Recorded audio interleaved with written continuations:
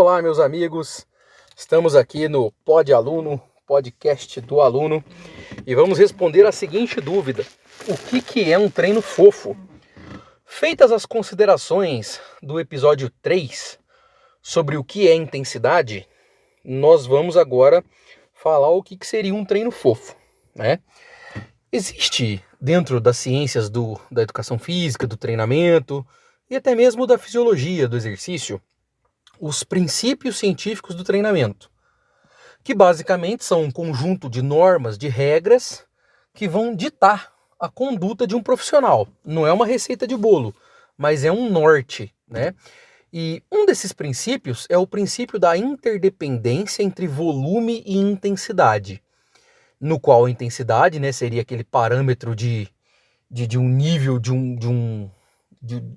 da taxação de um sistema fisiológico ali, né? E o volume seria a quantidade de coisas que você faz. Por exemplo, séries, repetições, exercícios, ou mesmo na corrida, a distância que você percorre.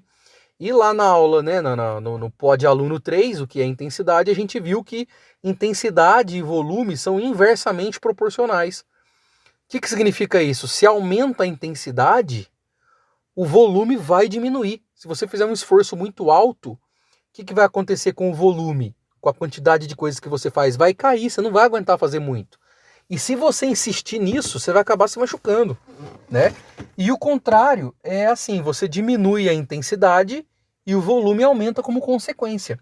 Lembrando sempre aqui, né, uma dica do treinador é: você sempre manipula a intensidade, porque ela é a variável qualitativa do treinamento. É ela que dá a cara daquilo que você quer ter como adaptação. O volume é uma consequência. Se você vai fazer ele inteiro, né, ou não, aí já entram outros assuntos para outras aulas. Mas, feitas essas considerações, eu preciso então ressaltar aqui, novamente, intensidade e volume, eles são interdependentes. Então, quando você mexe num, você acaba mexendo no outro, sempre. Mexeu em um, mexeu em outro sozinho, tá? E então, o que seria, por exemplo, na musculação, no treinamento com pesos, um treino equalizado?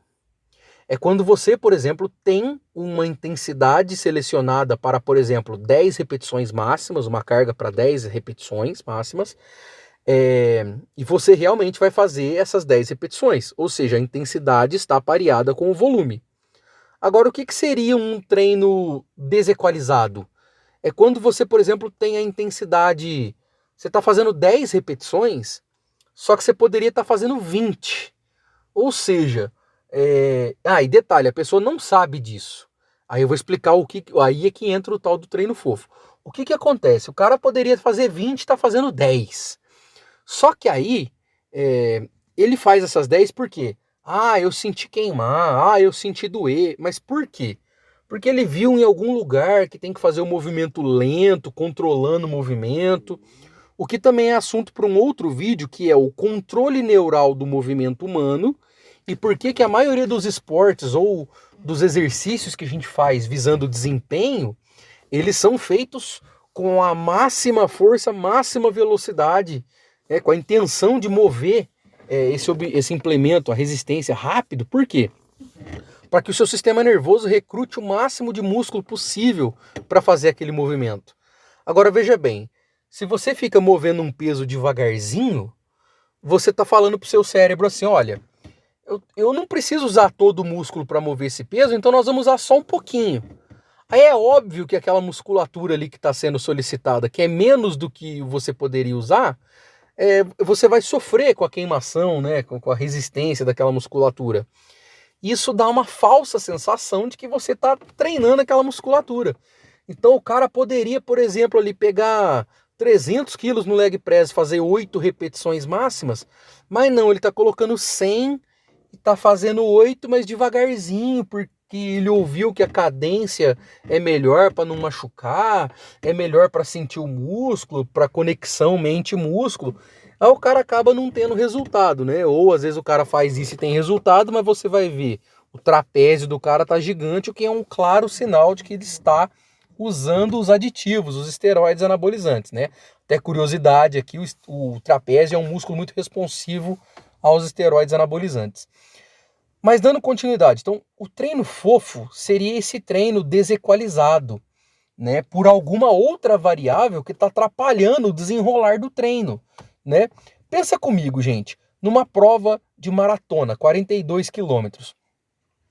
O cara, por mais que a velocidade seja, em média, mais baixa do que um tiro de 100 metros, mas o corredor está sempre fazendo um esforço máximo, ele está dando tudo que ele tem para correr aquela velocidade. Ele não está correndo devagarzinho, né? A mesma coisa o cara dos 100 metros, a velocidade é muito mais alta do que a maratona, mas o cara está fazendo um esforço máximo, ele está correndo na maior velocidade possível. Aí chega na musculação, por que o pessoal inventa de fazer devagarzinho? Aí esse é um assunto para um outro vídeo, né, que é a cadência dos movimentos, por que surgiu cadência, por que a gente usa isso em pesquisa, mas quais são as implicações práticas disso no mundo real.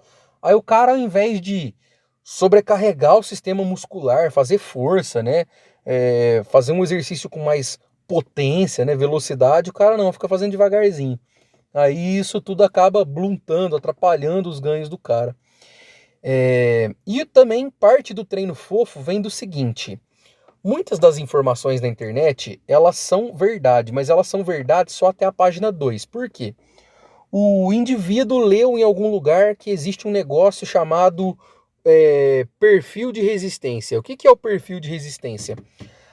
Em resumo, né, abrindo mão do rigor científico para ser didático, é o lugar que o exercício pesa mais ou menos. Então, por exemplo, o agachamento ele pesa mais embaixo, mas ele não pesa muito em cima. O levantamento terra e a rosca direta, por exemplo, pesa mais no meio. E aí o cara pensou assim, o raciocínio não está errado, ele pensa assim, ó, bom, eu quero sobrecarregar meu músculo numa posição diferente para que esse músculo desenvolva como um todo, né, ou desenvolva uma porção diferente do mesmo. Esse pensamento é válido, né? A gente variar o perfil de resistência do exercício, as curvas de força do exercício. Hoje em dia está em alta, né? Perfil de resistência. A gente chama de curva de força. Nos livros está descrito como curva de força. Aí o cara vai, modifica todo um banco, pega um banco, bota no crossover, faz supino de ladinho, tudo para tentar atingir uma porção do músculo que, em teoria, na cabeça dele, um exercício normal não atinge. Só que aí você vai ver, ele esqueceu da principal variável que conduz às adaptações do treinamento, que é a intensidade, o volume. Então não adianta nada o cara fazer supino de ladinho com 10 quilinhos de cada lado. Não vai dar em nada isso aí, né? Ou seja, isso também é uma característica do treino fofo, é esse invencionismo com a tentativa de promover um ganho que até então um exercício tradicional não iria promover, mas o cara não fez nem o arroz com feijão ainda, né? O cara não tem anos de treinamento, não tem lastro fisiológico, né? Então é isso que é o Treina Fofo, eu espero ter ajudado. Deixa o seu joinha, deixa o seu comentário, compartilha com os amigos, né, para você estar aí ouvindo enquanto você lava uma louça, enquanto você está no busão da faculdade, ou tá à toa na vida aí mesmo. Um abraço, meus amigos, e até a próxima, que a força esteja com vocês.